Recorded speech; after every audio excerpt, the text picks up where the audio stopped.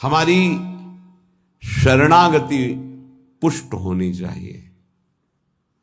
शरणागति पुष्ट होने के लिए सबसे पहला लक्षण है दैन्यता। जो जितना झुकता है वो उतना महान होता है। झुकने वाला ऐसा नहीं कि जिसके प्रति झुक रहा है वो महान है, ऐसा नहीं। जो झुक रहा है वो महान है, दैन्यता। दूसरा है निष्कपटता। हमारे प्रभु की शरणागति की पुष्टता के लिए, शरणागति के तो अलग भाव वर्णन, हमारी शरणागति पुष्ट रहे, नष्ट ना हो। भगवत शरणागति पुष्ट तो भगवत प्रेम निश्चित प्रकाशित होता है। उपासक को देखना चाहिए कि दैन्यता है कि अभिमान है हृदय में। दैन्यता का स्वरूप है किसी भी तरह से हमें गाली दी जाए, अपमान किया जाए, निंदा किया जाए, तिरस्कार किया जाए तो मुझे ऐसा ही लगे कि मैं ऐसा ही हूं, इसी का पात्र हूं। उसे दैन्यता कहते हैं। वाणी से हम माइक से बोलेंगे कि हम अधम हैं, बड़े नीच हैं, बड़े ऐसे हैं, ये भी दैन्यता की भाषा है। और हाथ जोड़कर प्रणाम मुद्रा में रहेंगे, ये भी दैन्यता की मुद्रा है। लेकिन यहां हृदय की दैन्यता को कह रहे हैं कि जब कोई दूसरा कहे तू नीच है, अधम है, पाखंडी है, दंभ करता है, भक्ति नहीं है, और अपने को सीधी बात ये लगे कि सही बात है, मैं ऐसा ही हूं, इसे दैन्यता कहते हैं। शरणागति हमारी जो विक्षिप्त हो जाती है, जो दोषयुक्त हो जाती है, जो पूर्ण नहीं हो पाती शरणागति, उसका कारण देहाभिमान, उसका कारण गुणाभिमान, साधनाभिमान, इनमें से कोई न कोई अभिमान होता है। इसलिए कह रहे सबसे पहला लक्षण बाबा की विचार में दैन्यता, और ये बहुत प्रिय है दैन्यता भगवान को। दूसरी है निष्कपटता। कपट नहीं रखना चाहिए। हरि और गुरुदेव, हरि गुरु चरण सेवा अनुसरहु, अर्चन बंदन संतत करहु, दास संतन कर सुख लाओ। हृदय में कम से कम एक जगह तो निष्कपटता आ ही जाए गुरुदेव भगवान से। पर ये बहुत छलिया मन है, ये सर्वज्ञ प्रभु से भी छल करना चाहता है, बहुत छलिया है। अगर हमारी शरणागति का अपहरण कोई करता है तो अभिमान और कपट। दूसरा जब निष्कपटता है तो कपट अगर है तो हमारी शरणागति ढक जाएगी। मोहि कपट छल छिद्र न भावा, मेरे प्रभु कह रहे हैं। यही दरबार दीन को आदर, पक्की बात। पहला है दैन्यता, दूसरा है निष्कपटता। शरणागत उपासक के हृदय में कपट नहीं। कपट का मतलब होता है कि मुख से कुछ और बोल रहे हैं और हृदय में कुछ और है। ये कपट प्रायः अपने लोग बहुत अच्छी तरह हृदय में सजा के रखते हैं, इसीलिए शरणागति पुष्ट नहीं होती। निष्कपटता, जैसे का वैसा, बिल्कुल गुरु के सामने, प्रभु के सामने, उसमें। तीसरा सत्यता। वाणी में सत्य, हृदय में सत्य, आचरण में सत्य, सत्य धर्मयुक्त। असत्य संपूर्ण संसार के भोग और संबंध है। किसी भी संबंध और भोग में प्रियता है तो शरणागति का अपहरण हो जाएगा। सत्य श्री भगवान, नाम, धाम, लीला, रूप, प्रेमी जन। इसके अलावा सब मिथ्या। जितना कुछ देख रहे हो परिणाम देखा जाता है, परिणाम में सब झूठा। चौथा सर्व समर्पण। सर्व शब्द लगा हुआ है, तन मन प्राण एक एक वृत्ति केवल अपने शरण की तरफ। यहां सर्व समर्पण नहीं होता, समर्पण होता है पर सर्व समर्पण नहीं होता। सर्व समर्पण कुछ हमारी पर्सनल वृत्तियां हैं, कुछ हमारी शर्तें हैं, कुछ हमारा है, तो सर्व समर्पण नहीं। सर्व समर्पण दशरथ जी महाराज के श्रीमुख के वचन, नाथ सकल संपदा तुम्हारी, मैं सेवक समेत सुत नारी, सर्वस्व आपका प्रभु। जहां कहीं शरणागति पुष्ट पाई गई तो सर्व समर्पण वाले की, वो चाहे राजा ही क्यों न हो, महाराज शिवाजी, वीर शिवाजी, समर्थ गुरु रामदास जी, सर्व समर्पण, पीपा जी सर्व समर्पण। कैसा शरणागति पुष्टता का ये लक्षण, सर्व समर्पण। पीपा जी महाराज राजभाव में अपने सब राजवैभव के साथ गुरुदेव श्री रामानंदाचार्य जी के, तो वहां तो पार्षद खड़े रहते थे, सहज में ऐसे थोड़ी मिल सकते हैं। आप जाके प्रार्थना की, कह दो कि महाराज पीपा जी आए हैं और स्वामी जी के चरणों के दर्शन करना चाहते हैं, जाके सूचना दी, वह जाके कह दो कि हाँ राजा महाराजाओं की कोई आवश्यकता नहीं। स्वामी जी साक्षात भगवान का स्वरूप रामानंदाचार्य जी आए और उनका महाराज का आदेश है कि हाँ किसी राजा महाराजा की जरूरत नहीं। तो उनको लगा मेरे से कोई गलती हो गई। अच्छा, समस्त राज सैनिकों को, राज पोशाक को, सब, और एक साधारण को कहा कह दीजिए कि नीच पीपा दर्शन करना चाहता है श्री चरणों के। अधम पीपा स्वामी जी से कहा, स्वामी जी ने कहा कह दो यहां खड़े खड़े क्या करता है, और समीप में कुआं है वहां गिर जाए। आए और कहा आदेश है स्वामी जी का, वो समीप में कुआं है वहां आप जाकर के गिर जाइए कुएं में। जो आज्ञा। स्वामी जी बिल्कुल नजदीक पहुंच रहे कुएं के। स्वामी जी बिल्कुल अब पहुंच गए हैं, अगला कदम रोक दो, रुक जाओ, वापस आ जाओ। स्वामी जी निकल के आए, दर्शन दिया, जाओ हम स्वयं आएंगे तुम्हारे नगर में, फिर तुम्हें मंत्र और विरक्तता सब प्रदान कर। महापुरुष बना दिया। पीपा जी का पावन चरित्र है, सर्व समर्पण, प्राण समर्पित है, कुएं में गिर जा, मतलब तन प्राण सर्व। पहले में राज धन वैभव,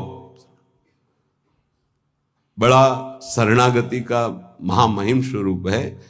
ये समर्पणता तो हम दिखाते हैं, लेकिन सर्व समर्पणता नहीं।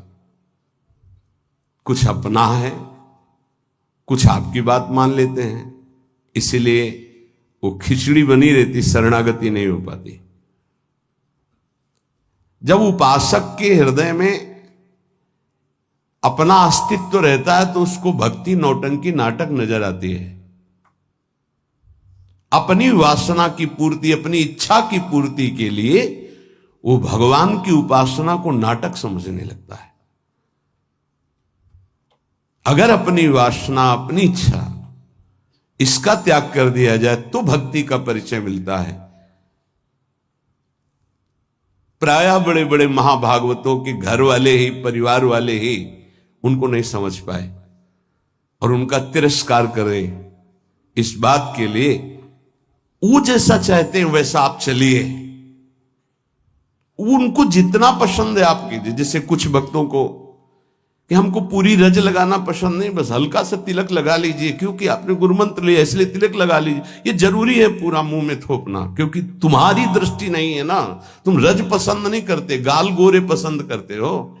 ये पसंद कर, ये चमड़ी कब तक रहेगी, नष्ट हो जाएगी, न तुम्हारी रहेगी ना जिसकी देख रहे हो उसकी रहेगी। पतन हो जाएगा। जिन जिन भक्तों का विरोध किया उनका पतन हो गया। ये सर्व समर्पणता भक्ति में जब साधक चलेगा तो अपने आप आ जाएगा, उसको किसी की कोई परवाह नहीं रहती। अपनी भक्ति में कहीं वो आंच नहीं आने देगा। जीवन की बाजी लगा दी है, अनंत जन्मों से बिगड़ी बात को बनाने चले हैं। तो हम ये देखते हैं कि देवता परिवार वालों की बुद्धि में बैठ करके उसको शरणागति से भ्रष्ट करना चाहते हैं। बस जैसा हम कहें वैसा तुम्हें चलना है।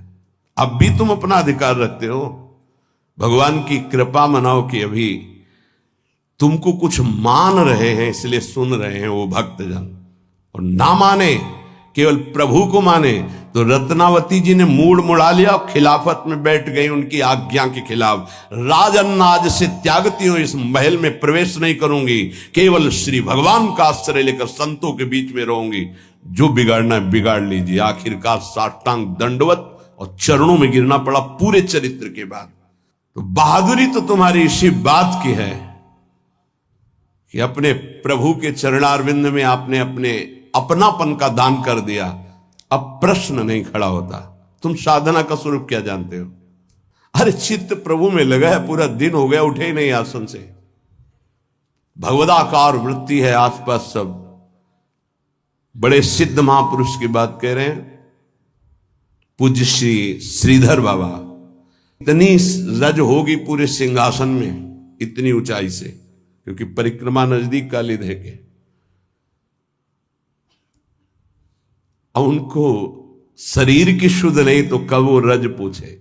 मच्छरदानी लगी थी, मच्छर क्या पूरा हाथ चला जाए, और 10-5 छिपकली उस मच्छरदानी में चिपकी रहती थी। बस ऐसे घुस गए अंदर, बस पूरा कमरा कहीं जाला, कहीं ये कहीं वो। जब बाबा इसे साफ, अरे नहीं भाई चलो तुम बाहर ऐसे रहने। जहां उनकी स्थिति है, कभी कभी ऐसी स्थिति देखी है कि जो वाणी से नहीं बोल सकते, ऐसी अनिर्वचनीय स्थिति। आंखों से अश्रुधारा, शरीर कांप रहा सैया पे, छूने की हिम्मत नहीं, चरण चापने गए, होश ही नहीं बाबा को, ओठ फड़फड़ा रहे हैं। कैसी भगवदाकार एकदम स्थिति। जब उपासक चित्त प्रभु से जोड़ेगा तो ये सब अच्छा नहीं लगता। बढ़िया संगमरमर, बढ़िया सैया, बढ़िया नहीं खान पान ते भावे है, नहीं कोमल वसन सुहावे है, सब विषय लगे ते खारा है, हरि आशिक का मग न्यारा है। क्या चल रहा है? ये दिमाग क्या कह रहा है? हर भाव हमारा केवल लौकिकता से जुड़ता है। भजन को क्या जाना है? लौकिकता सिद्धांत को भजन माना जाता है।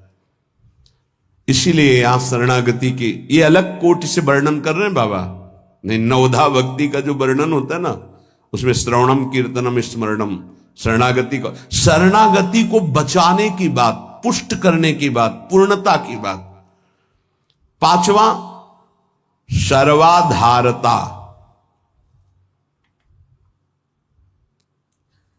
कोई भी हो, सबका आधार भक्त बन जाता है, घोर विषयी को भी रास्ता दे देता है। चलो ऐसे चलो भगवान के मार्ग में। सच्ची कहते हैं, कोई अगर भक्तों के हृदय को जान जाए तो लूट ले, माला माल हो जाए, पर वो भगवान ऐसी सीमा रखते हैं कि तुम जान ही नहीं सकते हो। जैसे कोई फिसल के गिर गया है तो आप खड़े होके नहीं उठा सकते हो, फिसल के गिरने वाले की गिरने की स्थिति में पहुंचना पड़ा। वैसे ही झुक के, वैसे ही गिर के, फिर उसे उठा करके फिर खड़ा किया गया। जितनी स्थिति में वो गिरा हुआ उसी स्थिति में पहुंचकर उठा।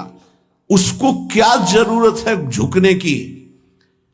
जिसने अपने जीवन में कभी भोगों को, विषयों को, संसार को, गृहस्थ को स्वीकार ही नहीं किया, वो तुम्हारे बीच में घुसकर तुम्हें पकड़कर जहां तुम हो वैसी स्थिति से उठाकर ऊपर खड़ा कर रहा है। अगर तुम सही उपासक होते तो दृष्टि मात्र से तुम्हारा उद्धार हो जाता, लेकिन तुम उस बात को नहीं समझते हो। इसलिए ये सब व्यवहार अपनी स्थिति से उतरकर और झुककर तुम्हारे समान बनकर तुमको उठाया जाता है। सर्वाधारता उस नहीं समझ पाओगे, नहीं समझ पाओगे। काम से, स्नेह से, भय से, क्रोध से, द्वेष से, किसी भी तरह से वो जुड़ जाए केवल तुम्हारी वृत्ति उनसे, वो संभाल करके उठा करके सच्चिदानंद में जोड़ देंगे। चाहे भगवान से जुड़े या भगवत प्राप्त महात्मा से, भगवत प्रेमी से जुड़े, वहीं पहुंचा देंगे। नंग धड़ंग शराब पिए हुए गंगा जी में खड़े हैं, उपद्रव कर रहे हैं। नारद जी महाराज के सामने अभद्र स्वरूप में खड़े। ये पशुता तुम्हारे अंदर केवल धन वैभव के अभिमान से आई है। तुम कुबेर के पुत्र हो, ये हालत तुम्हारी। जाओ, मैं तुम्हें शाप देता हूं, तुम वृक्ष योनि को प्राप्त हो जाओ। लगा ना कि महात्मा बहुत कड़ुआ स्वभाव प्रकट कर दिए, बहुत करुणा कर दी। हालत क्या थी, पहुंचा कहां दिया। वृक्ष तो बनो पर नंदालय के। जाओ, तुम्हें सच्चिदानंद भगवान का दर्शन, संभाषण और स्पर्श प्राप्त हो, जो बड़ी बड़ी साधनाओं से नहीं प्राप्त होता। और नारद जी ने शाप दे के प्राप्त करा दिया। दामोदर गोविंद भगवान के उदर में बंधा हुआ उखल है, घसीटते हुए वहां जाते हैं, यमलार्जुन के बीच में फंसा देते हैं, मारते हैं अखिल शक्तियों के स्वामी। जरा सा झटका, उखड़कर दोनों वृक्ष गिर जाते हैं। उनसे दिव्य रूप धारण करके यही प्रकट होते हैं जो यमलार्जुन बने हुए थे। नलकुबर मणिग्रीव शायद ऐसा नाम है।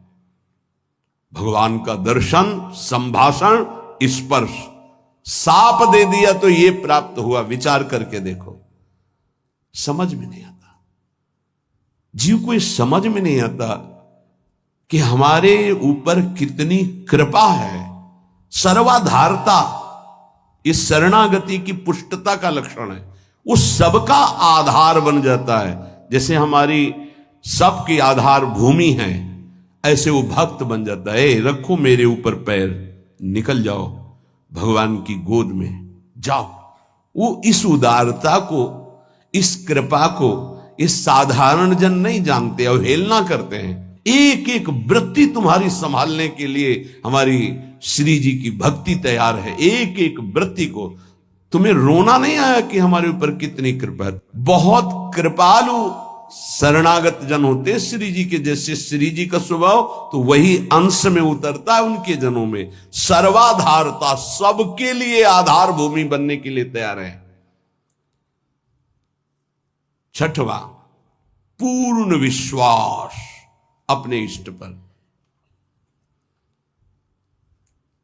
जैसे राम काज के लिए लंका में प्रवेश कर रहे हैं हनुमान जी महाराज। घोर निशाचरी स्थिति है लंका में। अब एक महाभागवत तो बहुत, जे भी प्रवेश कर रहे हैं तो पहले श्री राम जी का स्मरण करके अपने हृदय में भगवान को देखकर हृदय में स्मृति बसा के प्रवेश करते हैं। क्या भाव? प्रविश नगर की जय सब काजा, हृदय राखी कौशलपुर। जब किसी भी साधक या किसी से भी भगवान का निज जन उसे उठाने के तो पहले प्रभु जा रहे हैं, बहुत फिसलन है नाथ, पकड़े रहना। जैसे कोई डूब रहा है उसको निकालने जा रहा है, प्रयास करेगा, लेकिन वो जो डूब रहा है वो प्रयास करेगा उसको डुबोने का, क्योंकि वो सांस लेना चाहता है। ऐसे जो काम में डूब रहा है, क्रोध में डूब रहा है, मोह में डूब रहा है, नाना प्रकार के भोगों में डूब रहा है, उसको निकालने के लिए जाओगे, वो पहले तुम्हें उसमें डुबोने की कोशिश करेगा। तुम्हारे अंदर काम, तुम्हारे अंदर क्रोध, तुम्हारे अंदर लोभ, क्योंकि उसी वृत्ति से वो अपना भाव स्वीकार करेगा। तब श्री जी से पहले बात होती, श्री जी, हे प्रभु, हे प्रियाजू, बहुत फिसलन की जगह में आपकी सेवा कार्य होने जा रहा है। उस जीव को पकड़कर उसकी वृत्ति को आप तक, स्वामिनी आप पकड़े रहना। आप ऐसे पकड़ो, हम ऐसे पकड़ते हैं, तब हो सकता। अगर आपने छोड़ दिया तो बहुत फिसलन में है, गिरने की संभावना है। पूर्ण विश्वास, दृढ़, मेरी स्वामिनी इसका मंगल करके रहेंगी। सातवां, सर्वाराध्यता। ऐसा भाषण, ऐसी चेष्टा, ऐसा व्यवहार कि वो सबके द्वारा पूजनीय बन जाए। इस शरणागति का सातवां लक्षण, सर्वाराध्यता। उपासक का ऐसा स्वभाव, ऐसा व्यवहार मृदुता कि सब उसकी आज्ञा का पालन करने लगे। ऐसी इस शरणागति की पूर्णता का स्वरूप सर्वाराध्यता। हंस बोले बहुमान दे। सर्वाराध्यता ये उनका गुण होता है। नहीं नहीं कोई बात नहीं, आप ऐसा शांत हो जाइए, आप कोई बात नहीं। बहुत सावधान। शरणागति कोई खिलवाड़ नहीं, और शरणागति हो गई तो सब पूर्ण हो गया। अखिल लोक चूड़ामणि भगवान शरणागत के अधीन हो जाते। अहम भक्त पराधीन हो। 8वां है अनन्यता। अपने इष्ट की, कल एक उपासक की परीक्षा का समय आता है, छमाही सालाना चर्चा हो। उसका शब्द था कि शरीर छोड़ना मेरे लिए सहज है, लेकिन उपासना के विषय में एक भी शब्द में किसी से भी, चाहे वो रिश्ता हो, संबंध हो, स्वीकार नहीं कर सकते। बहुत देखा, बहुत सुना, बहुत सब। अब उपासना के विषय में अगर मेरी उपासना में कोई बाधा पड़ेगी तो मैं सब कुछ छोड़ सकता हूं। शरीर छोड़ना मेरे लिए सहज, उपासना नहीं। उपासना में अगर कोई नहीं, बस इस बात से उस समय तो नहीं कहा जाता बड़ाई कि हाँ शाबाश, नहीं, ठीक है, ठीक है, अच्छे विचार। और एकांत में जब मनन होता है तो आशीष निकलता है। हाँ ऐसे ही अपने आराध्य देव की अनन्यता पे फर्क नहीं पड़ना चाहिए, इसी से भगवत प्राप्ति होती है। हे 4 दिन के पति पुत्र परिवार के संबंध हैं, अनंत काल का संबंधी मेरा उससे मिलने का अवसर आया है। अब ये सब माने हुए नहीं, जो है उनके लिए है। प्रभु मेरे प्रीतम, मेरे पति, मेरे प्राणनाथ, मेरे जीवन, ये माने हुए हैं। 30 वर्ष पहले तुम जानते भी नहीं थे कि कौन है जिनको तुम पति पुत्र परिवार प्रीतम क्या क्या भाव, और 30 वर्ष बहुत बहुत प्लस और जोड़ लीजिए, इसके बाद खाक में मिल जाएगा तुम्हारा तन और उनका भी तन। ना वो संबंध रहेगा, ना वो परिचय रहेगा। संबंध भी नहीं रहेगा, परिचय भी नहीं रहेगा। तो परिचय जिससे बनाने आए हैं, अब ये जन्म केवल उनके लिए। ऐसा नहीं है कि कोई भक्ति में चले तो रसगुल्ला और रबड़ी यही खाते भक्ति होती, वो एक अलग भक्ति होती है। जैसे आपकी साधना बढ़ेगी तो आपके साथ विरोध शुरू होगा, और अगर विरोध में वही स्थिति रही, एक रस अनन्यता, तो आपकी सिद्धि नहीं। तो क्या बिगाड़ा था देवर विक्रम का? पूरे जीवन भर वो विरोध। क्या बिगाड़ा था नरसिंह मेहता जी ने अपनी भाभी का? जीवन भर भारी विरोध। क्या बिगाड़ा था विभीषण जी ने रावण का? भला ही तो कह सभा में लात मार के भगा दिया। क्या बिगाड़ा था विदुर जी ने धृतराष्ट्र और दुर्योधन का? गांव के बाहर एक अकिंचन की तरह कुटिया बना के नहीं पाना दे। ये बहुत सूक्ष्म विषय। अपने इष्ट की अनन्यता में कोई फर्क जीवन में नहीं आना चाहिए, चाहे जैसी परिस्थिति आ जाए। इष्ट और गुरु संबंध में कोई फर्क नहीं पड़ना चाहिए। बहुत संबंध देखे, हर संबंध का निर्वाह उतना ही करेंगे जितना इष्ट और गुरु के संबंध में बाधा नहीं पड़ेगी। इष्ट और गुरु के संबंध में बाधा पड़ जाए से हर संबंध में आग लग जाए। जाके प्रिय न राम वैदेही तजिए ताहि कोटि वैरिशम जद्यप परम सनेही। अगर अपने को समझता है कि मेरे द्वारा भरण पोषण होता है, जात से तेरा पानी भी नहीं पिएंगे, देखते हैं शरीर चलता है नहीं। निकल करके हम चौराहे पे बैठ जाते, देखते हैं विश्वंभर मुझे रखता है कि नहीं। वो अनंत ब्रह्मांडों का सृजन करने वाला एक क्षण में सब कुछ ठीक कर देगा। क्या चरित्र भक्तों के ऐसे ही मनोरंजन के लिए नहीं पड़े जाते? ये आदर्श है। महाजनों गतेन सपन था। रत्नावती जी के लिए मारने के लिए क्या उपाय नहीं किया माधव सिंह ने। मैं राजा हूं, मेरी ये रानी, और ऐसा उद्दंडता, मूड़ मुड़ा के संतों के बीच में बैठना। सीम की चाप सके को तासु बड़ रखवार रमापति जासु। भक्ति मार्ग में, भगवत मार्ग में यदि कदम रखा है तो अपने मार्ग नहीं छूटना चाहिए, चाहे प्राण छूट जाए। ये आखिरी बाजी है। ये सब छूटेंगे माने हुए पति पत्नी पुत्र परिवार भाई बंधु। इनका कोई अस्तित्व नहीं है, आज नहीं तो कल ये छूटेंगे ही, लेकिन जिनके लिए जन्म जन्मांतर से भटक रहे उन प्रभु को नहीं। अगर तुम्हारी समझ में आ रही हो तो बात पकड़ लो।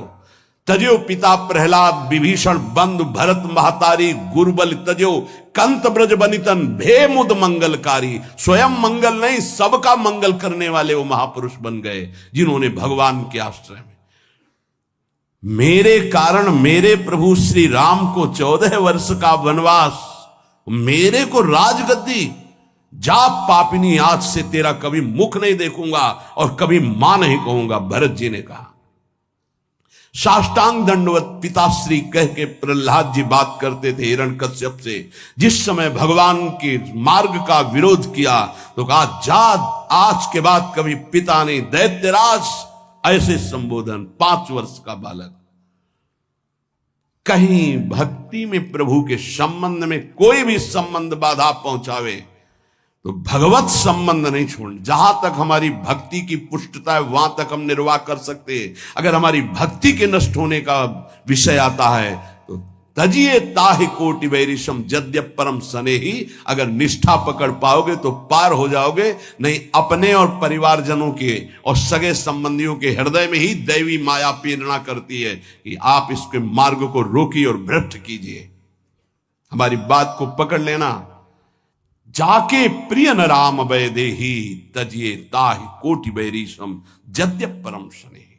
हम उतनी अनुकूलता आपको देने के लिए तैयार हैं जितने से हमारी भक्ति सुरक्षित है। और हमारी भक्ति में बाधा पड़ेगी तो हम अपने शरीर को भी बर्दाश्त नहीं करेंगे। फिर आपकी बात क्या है? ये उपासक के हृदय में होना चाहिए। ये अगर आराध्य देव की निष्ठा में ये बात नहीं तो फिर क्या बात है? फिर है ही क्या बात है? फिर तो वास्तविक नाटक हो गया, जीवन नाटक हो गया। आप समझ नहीं सकते तुम क्या शरणागत होते हो, वो शरण तुम्हारे लिए समर्पित हो जाता है, तुम समझ ही नहीं पाते हो। बड़ा विचित्र खेल है। इसीलिए प्राय इस झंझट में नहीं फंसते। अपनी मस्ती में रहने के लिए इस झंझट में नहीं फंसते। गुरु चेला और समाज कल्याण और उद्धार, जाओ तुम अपने प्रवाह में बहो, हम अपनी मस्ती में। सुने न काहू की कही कहे ना अपनी बात, पर जब सेवा मिलती तब हम आपसे प्रार्थना करते हैं। जब तक भगवत साक्षात्कार स्वयं का ना हो जाए तब तक कभी किसी को शिष्य न बनाए। ये नियम ले ले, ये गांठ बांध ले। नहीं तुम गुरु बनोगे कि तुम उसके चेला बनोगे, फाइनल में कुछ पता नहीं है। पक्का जानते हो संतों को जो पीड़ा होती है किसकी होती है? ये प्रसाद मिलता है, इनको क्या पता। यही प्रसाद। अगर आपको प्रमाण मानकर किसी ने प्रश्न किया और आपने उत्तर दिया और उसमें कोई गलती है तो उसका नर्क आपको भोगना पड़ेगा, दंड आपको भोगना पड़ेगा। आपने कह दिया जाओ सब कुछ माफ, वो पूरा हिसाब आपके ऊपर लागू होगा। ये कोई खिलवाड़ समझते हो? उत्तर दे देना कोई खिलवाड़? बातें बनाना उत्तर नहीं होता। महाराज आज तक जो कोई बात नहीं, तुम छोड़ो, राधा राधा जपो, आगे बढ़ो, वो हम देख लेंगे। ऐसे आया कैसे? जैसे महाप्रभु चैतन्य देव ऐसे करके गंगा जल में खड़े करके पाप ले रहे हैं, तो उन्हीं के चरण आश्रित हैं भक्तजन, उसी प्रेमावतार, उसी भगवत स्वरूपों के। आप क्या जानते हो इस रास्ते? जो आज तुम चैन से मुस्कुराकर बात करते हो तो तुम्हारे जीवन में कुछ ट्रांसफर हुआ है। तुम्हारा उधर और उधर का उधर। अगर जान जाओ तो रोते रहोगे कि हम पर कितनी कर, फिर भी हम उनकी अवहेलना करते हैं। सच्ची कहते हैं कि हमारी बड़ी दुर्दशा है हम लोगों की कि हम ऐसे गुरुजनों का, ऐसे कृपालु आराध्य देव की कृपा की अवहेलना करते हैं। वो कृपा पे कृपा करते जा रहे हैं, हम उनकी अवहेलना पे अवहेलना करते चले जा रहे हैं। वो समेट करके आपको इसी जन्म में भगवत प्राप्ति करना, आप फैलाकर अनेक जन्मों के लिए इतिहास रचना चाहते हैं। बड़ा विचित्र खेल, बहुत विचित्र खेल। इसीलिए जो चतुर सुजान होते हैं वो इस गुरु चेला के संबंध में नहीं फंसते। हमारी सामर्थ्य नहीं प्रभु, किसी और को बनाइए, राधा राधा राधा। और भगवान की लीला होती है। ये जो सेवा मिलती तो सामर्थ्य देते हैं, उन्हीं का कृपा प्रसाद। पर हम इतना जरूर कहते हैं, जब तक भगवत साक्षात्कार ना हो जाए तब तक किसी को शिष्य ना बनावे। पक्की बात, शिष्य बनाना कोई मजाक नहीं है। हरे शिष्य धम शोक न हरे सो गुरु घोर नरक मा परे। जैसे किसी की बेटी सयानी हो जाए तो ब्याह के लिए पिता की चिंता बढ़ जाती है, चाहे वो जनक जी जैसे ही क्यों ना ज्ञानी हो। ऐसे ही शिष्य बनाने के बाद पूरा भार गुरु के ऊपर आ जाता है। इसका आचरण पवित्र हो, इसका जीवन श्री जी से मिले, इसका कैसे स्वभाव बदले, ये कैसे निष्काम बने। आपने जो संबंध बनाया उस संबंध को पूर्ण कर लो, श्री जी से मिल जाओ। ये बड़े बड़े जो महापुरुष दैन्य भाव से आपको प्रार्थना करते हैं कि मैं आपसे प्रार्थना करता हूं भाई, हे सखे, हे मित्र, ये हम समझ नहीं पा रहे। सर्वाधारता, पूर्ण विश्वास, सर्वाराध्यता और 8वां अनन्यता और 9वां निज स्वरूप सामर्थ्य विस्मरण। इस शरणागति, पूर्ण शरणागति, निज स्वरूप सामर्थ्य विस्मरण, ये प्राय प्रेमी जनों में पाई जाती है। अपार सामर्थ्य है लेकिन एक साधारण आदमी उनको अपमानित करके चला जाता है, कभी दंड विधान नहीं करते। करत जे अनुसैन निंदक तीनों पे अनुग्रह कियो।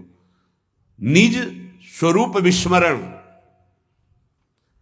आराध्य देव में इतनी तन्मयता कि मैं आराध्य देव का चिंतन कर रहा हूं ये भी भूल गए। ब्रह्म नहीं, माया नहीं, नहीं जीव नहीं काल, अपनी ही सुदिना रही एक रहे। ये नई बात बाबा से मिली है, जो 9 शरणागति के स्वरूप। जैसे 9 शास्त्र में जब पढ़ो तो श्रवणम कीर्तनम स्मरणम विष्णुपाद सेवनम अर्चनम वंदनम दास्यम सख्य आत्मनिवेदनम, पर पूज्य पाद उड़िया बाबा जी ने पहला दैन्यता, दूसरा निष्कपटता, तीसरा सत्यता, चौथा सर्वसमर्पण, 5वां सर्वाधारता, 6वां पूर्ण विश्वास, 7वां सर्वाराध्यता, 8वां अनन्यता, 9वां निज बल निज स्वरूप विस्मरण। निज बल निज स्वरूप विस्मरण, कोई तपस्या का बल, साधना का बल, इसका स्मरण नहीं, अपनी विस्मृति नहीं। एक रहे हो नंदलाल, अपनी ही उस दिना रही हो, एक रहे हो नंदलाल। ये जो 9 शरणागति की वार्ता हुई, इस पर विचार किया जाए।